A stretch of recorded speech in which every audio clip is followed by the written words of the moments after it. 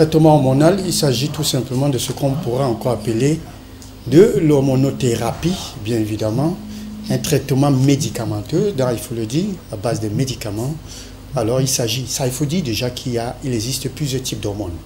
Les hormones de croissance sexuelle, thyroïdienne, voilà. Et le pourquoi est-ce qu'on prescrit? On peut prescrire pour des problèmes de ménopause, on peut prescrire pour des problèmes de cancer, on peut prescrire pour des problèmes de croissance, surtout à partir de 6 ans pour des enfants.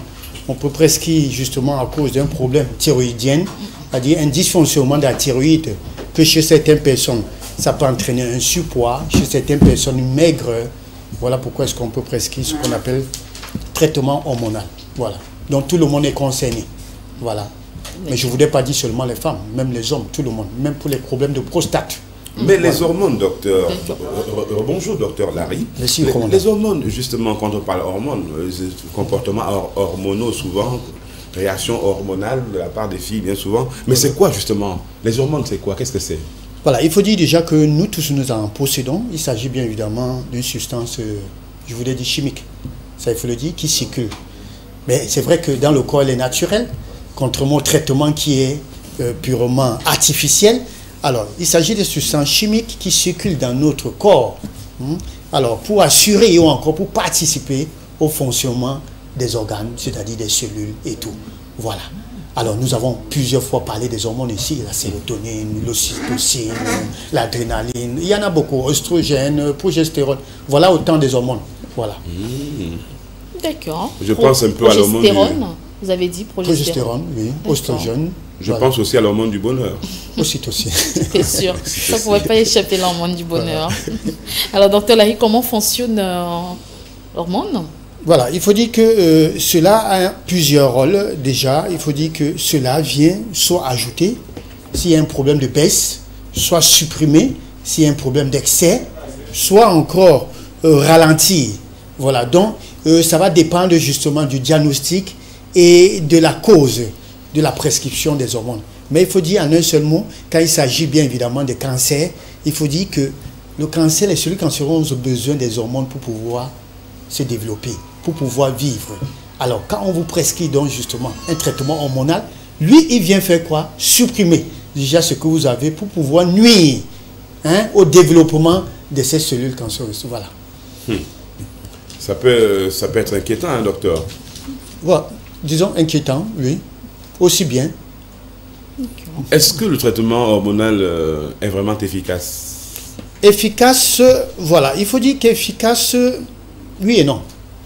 Je vous ai déjà dit oui que... Et non. Oui, je vous ai déjà dit, nous avons parlé la dernière fois ici de la chimiothérapie. Oui. Voilà. Traitement justement pour pouvoir tuer le cancer. Sauf la différence en ce qui concerne les hormones, c'est que lui, il va doucement. Lui, son rôle, c'est d'inhiber. C'est d'absorber, s'il faut le dire.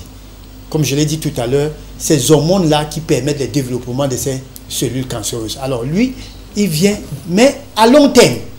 Par contre, quand on fait une chimio, ça va dire rapidement, ça tue. Voilà donc ce qu'il faut dire en un seul mot. Bon, efficace, alors ça va dépendre justement du diagnostic qui est posé. Parce que si vous avez un cancer de sein et que le spécialiste ou encore le gynécologue ou bien l'oncologue va pouvoir juger à partir de certains examens s'il faille commencer par ça, l'hormonothérapie, ou bien par la chimiothérapie, ou encore par la radiothérapie. Voilà. Alors, efficace, oui, et à un certain niveau, non. Voilà. D'accord. Et comment éviter le traitement hormonal? Est-ce que c'est déjà possible d'éviter le traitement hormonal, docteur Larry? Oui, tout à fait. Ça, il faut dire déjà que pour tout traitement, surtout pour des maladies chroniques, ça, il faut le dire ainsi, il y a toujours ce qu'on appelle un test d'éligibilité. Quand vous voulez prendre des antiviraux, on doit faire un test pour pouvoir savoir est-ce que si vous le prenez, vous pourrez supporter ou pas. C'est vrai, malheureusement, ce n'est pas ce qui se passe souvent sur nos terrains. Il y a parfois, on vous soumet directement au traitement. Il en est de même pour ce qui est de la chimiothérapie. Il faut s'assurer est-ce que le malade pourrait justement supporter ou ça pourrait marcher. C'est la même chose avec l'hormonothérapie, traitement hormonal. Il y a un test génétique qui se fait pour pouvoir s'assurer est-ce que vous êtes en phase de pouvoir supporter ce traitement. Donc, il y a un test qui existe. C'est vrai que nous n'avons pas la culture, je voudrais dire en un seul mot, de ce qu'on appellera encore des examens.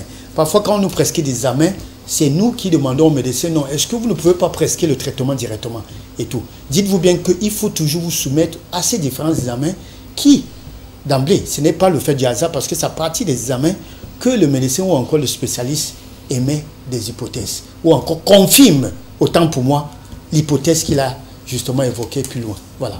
Docteur, quels sont les avantages, si je peux me permettre, quels sont les avantages du traitement hormonal et leur... je vais essayer de formuler ma question parce que je voulais faire deux en une. Sandra Peniel. Oui. Ça va? Ça va, ça vient. Allez-y. Vous en sortez pas? Ça va, ça vient comment? Alors, c'est la petite parenthèse, on revient. Nous sommes en santé, ça va, le docteur Larry. On a l'utile et l'agréable, on mélange tout ça et ça donne ce que vous avez à l'antenne. Vous avez la bonne formulation? Si ça se trouve. Donc, ça va aller. Merci. Ça va permettre à tout le monde d'être au même niveau de compréhension. 20 Sud-Ouest, piste 23. C'est la même fréquence sur laquelle nous évoluons tranquille là. Comment éviter, justement, on l'a dit, mais les avantages et les inconvénients, justement, de ce traitement hormonal, docteur? Voilà, déjà, ce que je vous ai dit, c'est que à chaque chose, un avantage, à chaque chose, des inconvénients. Ça, il faut le savoir. Mais je vous ai dit, en ce qui concerne les hormones, surtout, fabriquées, qui n'est pas naturel, parce que nous avons des hormones naturelles en nous, fabriquées, c'est-à-dire en laboratoire, notamment tout ce que j'ai pu citer tout à l'heure là, il faut dire qu'il y a plus d'inconvénients que des avantages. Ça, il faut déjà le noter. Ça, c'est important de le savoir. Parce que c'est vrai que pour ceux qui sont sujets d'une ménopause, quand on prescrit un traitement hormonal, ça va aller lutter contre les bouffées de chaleur, ça va réguler les troubles de sommeil, ça va réguler les troubles de l'humeur liés à la ménopause. Ça pourrait justement, on peut le prescrire également pour ce qu'on appelle l'ostéoporose, qui est la fragilité osseuse. Ça pourrait également corriger. Mais je dis, il y a plus de risques, il y a plus d'inconvénients. Et des inconvénients, il y en a plusieurs. Tous ceux, ou encore, bien sûr, il y en a également des hommes qui en prennent pour des problèmes de prostate. Tous ceux qui ont été soumis justement à ces traitements-là, dites-vous bien que les risques, il y en a plusieurs. Des problèmes cardiovasculaires. Il faudrait même, d'ailleurs, ça va jusqu'à même, il y a un risque élevé du cancer du sein. Pour ces femmes-là qui prennent, justement, pour ces femmes-là ménopausées qui vont jusqu'à prendre les hormones. Donc faites très attention, il y en a plusieurs risques. Il y a la fatigue, il y a des problèmes osseux, articulaires, des genoux, des chevilles. Tellement il y a beaucoup de risques, ça il faut le dire. Voilà. On a parlé d'avantages et d'inconvénients. Tout à fait. Parler de plusieurs risques. Plusieurs risques, notamment les maladies cardiovasculaires, donc, a priori, notamment la sécheresse vaginale. Ne pas arriver à ce stade. Ne pas arriver à ce stade, c'est la prévention, c'est-à-dire c'est de prendre soin de vous. Pour le cas de la ménopause, ça j'ai toujours dit, il faut préparer la ménopause. La ménopause se prépare. C'est vrai que c'est un passage obligé pour toutes les femmes, mais ça se prépare. Et ça passe par quoi? Par une bonne alimentation. Ne l'oublions pas parce qu'il y a des aliments qui possèdent ce qu'on appelle les hormones. Alors, donc, parfois vous êtes obligé. Pourquoi? Parce que vous êtes face à ce qu'on appelle une pathologie. On est obligé de vous prescrire les hormones. Autrement dit, vous allez subir, vous allez souffrir. Voilà. Mais alors, pour ne justement pas se retrouver face à ce traitement-là, c'est de prendre soin de vous, tout simplement. Pourquoi arrêter le traitement hormonal et à quel moment le faire? Voilà, arrêter justement à cause des risques.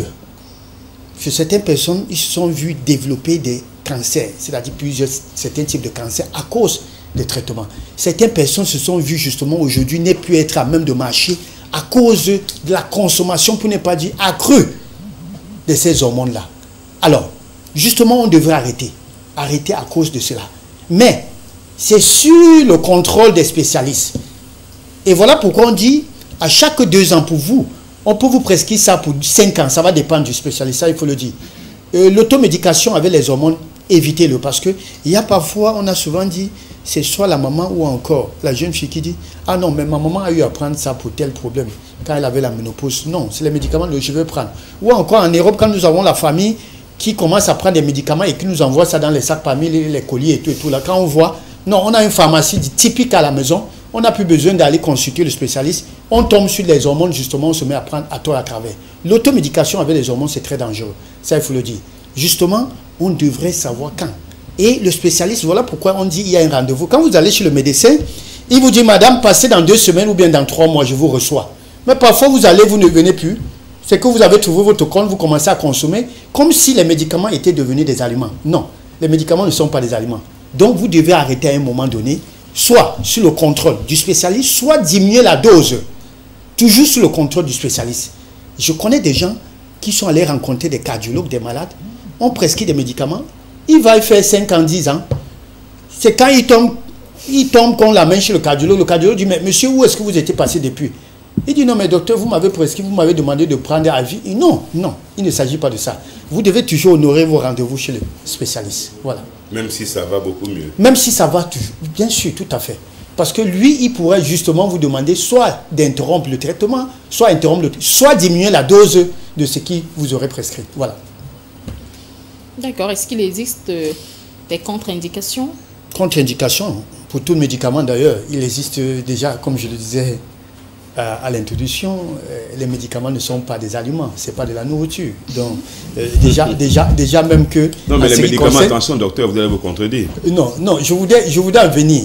Je sais que Hippocrate disait que ton aliment soit ton médicament. Je voudrais dire, nous parlons des médicaments chimiques. Ce n'est pas l'aliment. D'accord. Ce n'est pas la nourriture, c'est ce que je venais de dire. Je ne veux pas me contredire. Alors, comme pour dire que, faites très attention, il y a des contre-indications. Déjà, même pour nos aliments dont nous mangeons, il y a des contre-indications.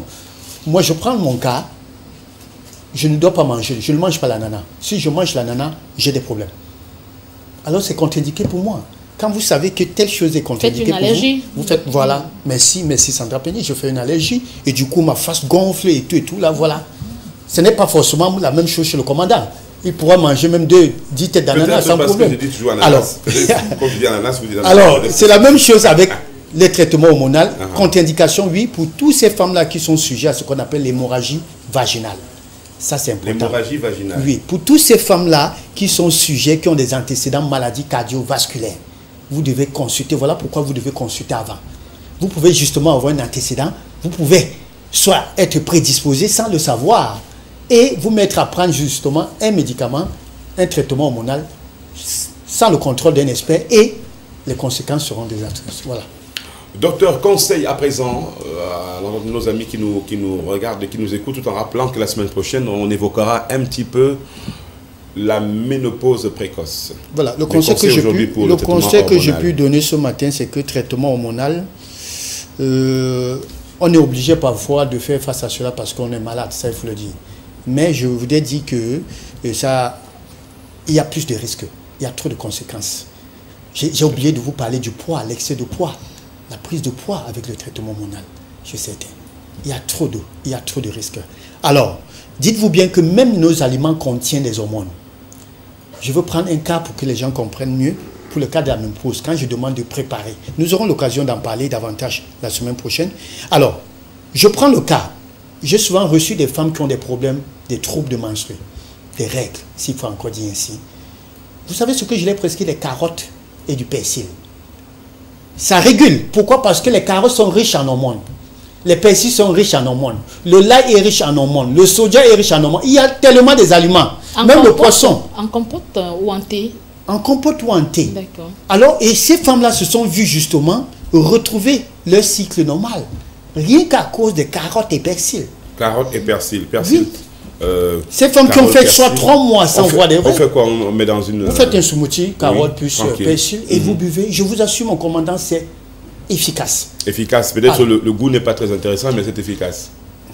Surtout si on sait pourquoi on doit le prendre. En plus, les carottes, c'est intéressant. Pas d'additif, pas de sucre. Pas de sucre, pas d'additif, rien que de l'eau, légèrement de l'eau, et ça marche. Donc, il faut dire, le conseil que je peux donner ce matin, c'est que il existe des aliments riches en hormones. Alors, il faut consulter, pas seulement l'oncologue, pas seulement le gynécologue. Vous pouvez consulter également un diététicien, un nutritionniste, pour vous accompagner, pour vous qui avez des problèmes hormonaux. Voilà le conseil que je peux donner ce matin. Voilà. Merci beaucoup, docteur Larry. Vous reviendrez demain pour la dernière édition, le dernier exercice en ce qui concerne justement ce point consacré à la santé. Sandra Peniel. Oui, mon commandant, on va lui dire merci encore. En lui rappelant... Communiquant les numéros. Sauf s'il y a une dernière pour la route. Il y a une dernière, docteur. En tout cas, il y a une dernière demain. Il y aura une dernière demain. D'accord. Tout à fait. Allez, contact Dr Larry 699 64 57 59 ou bien 675 92 47 91. Merci encore, docteur. Très bonne journée. À vous pareillement. Voilà, c'était là donc pour vos traitements hormonaux, tout en rappelant que le persil qui est riche en hormones, nous dit le docteur, a des propriétés